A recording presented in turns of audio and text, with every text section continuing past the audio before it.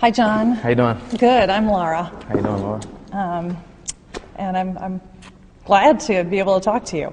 All right. I've talked to Fred quite a bit, and so I just basically want you to kind of tell me about yourself. Why did you agree to be interviewed? Well, for a number of reasons. To start out with, I guess to be interviewed. Well, I don't know if you're aware that Fred's writing a book. Mm-hmm. Mm-hmm. For starters, this would probably be a good, I guess you could say, something to get the information out there about my book. So that'd help me out.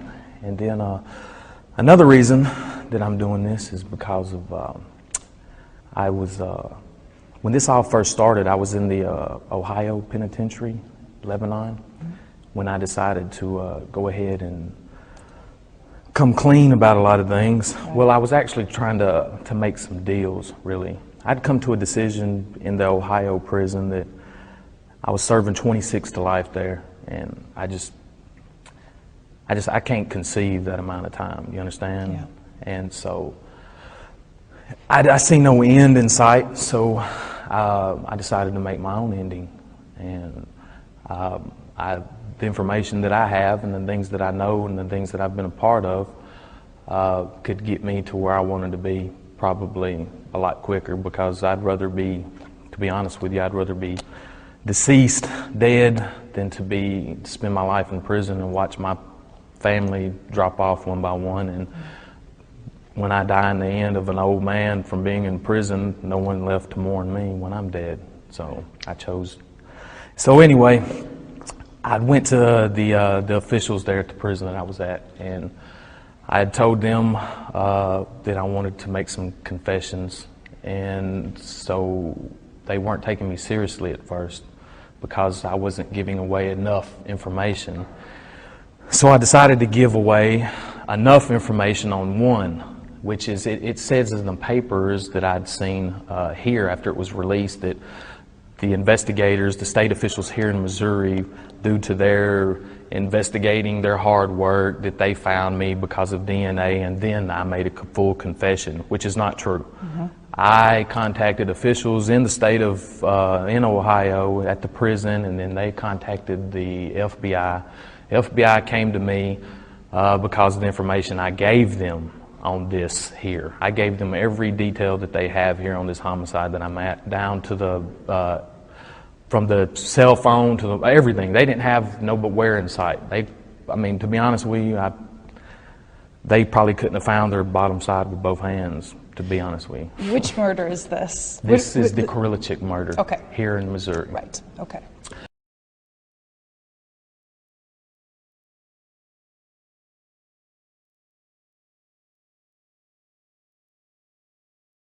So anyway, so I gave them everything, but you know what? There was deals that I told them, I'm giving you this. I've let the FBI, I've let everybody know, I'm giving you this much information in order to cut deals. But so far, no deals have been made. I've been getting shafted pretty much on every deal. But you know, it's cool because, I mean, I'm a pretty firm guy. If I give you my word, it's my word, and I'm not pretty much too much worried about anything else, really. What is it that you confess to? What is it that you want everyone to know? Well, this is I have given them enough information. Now you have to understand, I'm not a stupid guy. I'm pretty smart in a lot of things, but so. You know, I know how to give enough information and how not to give enough information. I guess you could call the investigators have something called holdback, that they hold back on investigations. Well, I have holdback also, so I keep holdback just enough to where they can't solve something, but they know it's true. And so anyway, I'm sorry, I've just got to rambling. What was your question again? That's all right. Just what is it that you want people to know? How many people have you killed? I mean, what is it that you want to come clean about? I have several homicides that I personally have dealings with, and there's been other people that was involved, but I'll never reveal their names ever, because it has nothing to do. This is me. This is my end, my life. I'm writing this story, and you know, I can't put a lot of information out there about this, because, like I say, all the information that I've given, I haven't received anything.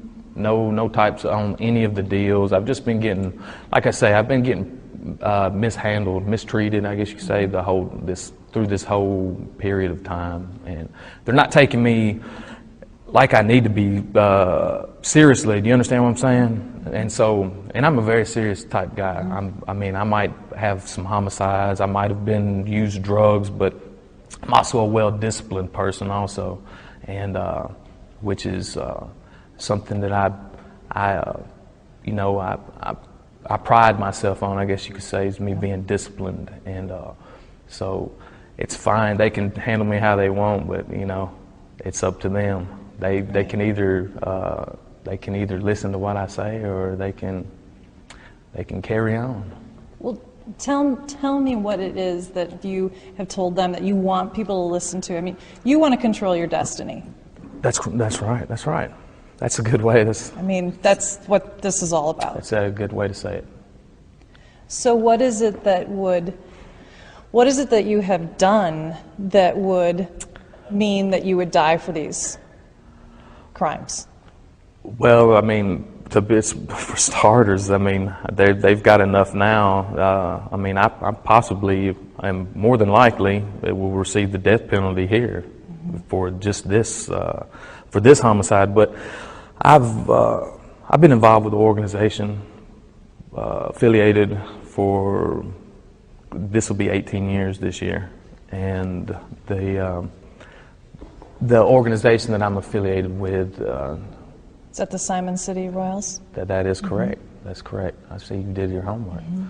So anyway, I've I guess when I was a child, I guess you're missing something, and I'm not really sure what it is. I'm still missing something. I've never found it, whatever it is. And but I'm not the type of person that I don't take well to other people's laws. I don't like to be told what to do. I don't like being programmed. I don't like being pushed around. I feel that people spend their whole lives like that, and they're not really free. So you got two types of people. You got people that lead and people that follow. And I just decided I wasn't going to be a follower. And I've rose through the ranks, through the Simon City Royals, and you become involved with things and that type of lifestyle, and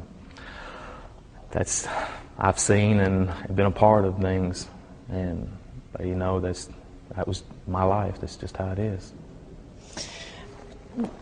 You know, a lot of studies have said if you are a member of an organization, it's because you didn't have something in your family life, or they take, you know, a place of maybe not having a father or a mother or something. Is that what the organization fulfilled in you? No, I have to disagree with that. A lot of people, they do miss that companionship that you receive from a family, but I've always had that from my family.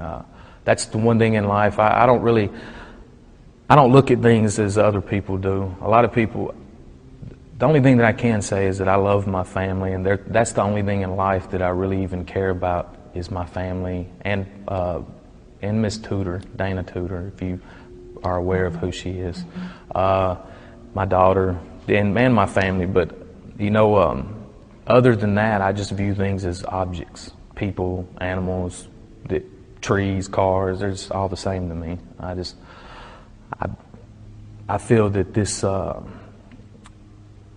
just feel everything's pretty much is on this earth's a waste of time, really. Well, then let me ask you, John. How does it make it easier to kill someone because you vision everything, you look at everything other than your family as just one and the same? That's right. Basically an object. Right. Does that make it easier? I would have to say it would. I can't conceive or understand why families they seek for closure after things like this. I don't understand that. I don't understand how you got people that, like in militaries, that kill people, soldiers, and then they have to go through therapy, and because they're, I can't understand what it is that people, I can't figure it out why they feel bad. Why they feel that way. It doesn't happen with me. You don't feel bad about killing anyone? Not personally, that I've personally done myself, no. Why? Did these people deserve this? I would say some did, yes. There's probably been a couple that I guess they was wrong place, wrong time. Which would be this last one. That would definitely be wrong place, wrong time. What happened? What made you choose him? What was the situation leading up to his murder? I was losing, I guess you could say, control in the vehicle that I was in. So that was a way for me to, I guess to gain control again. Control of yourself or control of? That would be everybody that was in the vehicle. Okay. Everybody was, they'd already known, a lot of the people in there know me, and they may have personally seen things that I've done, but they know. Mm-hmm. You mean business? Exactly. Mm-hmm. And so, I told everybody before they left, I said, hey, you're right, you get in this vehicle, it's going to be a long ride. And so anyway, things were getting bad in the vehicle, and so in my head, and you got to understand that I used drugs. I have racing thoughts. It's been that way since I was a kid. I can't, I'm constantly, it doesn't matter if I'm sleeping, if I'm awake, I'm constantly thinking of 100 things at one time. And they tried giving me medications for this, but I don't take medications because it's not like that, because they change you. Anyway, so I guess I was I took a lot of drugs to calm myself down, to make me think other things, because I don't think like other people do, and which I don't think it's bad. And, I just, like I say, I learn also at an exceptional rate of speed, so I don't know. I think that's got something to do with it also. Believe that. But then, anyway, I was on drugs, to say the least. Anyway, to get what I'm saying is, and so I was just, probably wasn't thinking too clearly, and that was the first thing I could come up with, and so I pulled into this rest area, and that was a way for me to gain control, to show, I don't know, I guess I would assert my dominance, I guess you could say. That'd be the way to put it. Mm-hmm. And it shut everybody up for a while, and then, they went to bickering and arguing again, which would be the couple that was with us and my girlfriend Dana. They was arguing, and so they wanted out. The ones in the back did. They wanted out. After this, they said this a couple hours later, well, why don't you just pull in the next town and let us out? Now this was after the murder? This is after, yes. Well, back up just a little bit, because I want to be clear about, you're in the car, everybody's kind of bugging you, and you want to gain control. And so you pull into the truck stop. That's right. And what goes on from there? Well, I really don't want to say a lot about that, because some of these people still may have to go to court yet, and I don't want to mess any of their cases up. So, what I will say is that I'll say this is, anybody that deals with me on the street, and anybody that knows me, has ever come across my path, anybody that's known me even from a child growing up, that you do what I say, or I don't need you. I don't need it's been that way. In my own family's houses, I take control when I'm there, and I don't understand. I do understand. It's just in my blood to be. I don't know. It's just how I am, and so it's either my way or no way. And they knew this. I guess